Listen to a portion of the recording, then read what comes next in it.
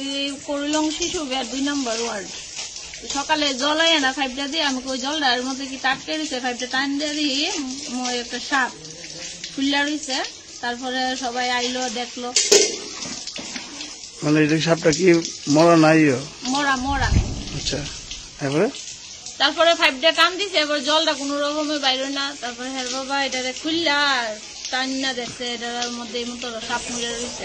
কিসের মানে জলটা কি সাপ্লাই না? সাপ্লাই জল, সাপ্লাই জল। এই জল দিয়ে আমরা ঘরে ফিল্টারে জল দিতেছি, বাচ্চা স্নান করতেছে, বাচ্চারা জল ঠাকুর করে পূজা দিতেছে এই জল দিয়ে। কি করবেন এই ব্যাপারে? খুবই খারাপ। ওয়াটার ট্রিটমেন্ট কি করবেন? তাহলে তারা তো কোথাও বিশুদ্ধ জল দিতে আছে, জল শুদ্ধ করে জল ফাটায়। তাহলে এইসব জলের মধ্যে আমরা প্রায় সময় জলের মধ্যে মাছ পাই, মাছ থাকে, ছোট মাছ থাকে। বাচ্চারা আর ওই মাছ লইয়া খেলাধুলা করে, মাছ জলের মধ্যে থাকে। খুবই খারাপ। কার বাড়ি এটা? এটা আমার শ্বশুর এখন নাই, উমেশচন্দ্র সাহা।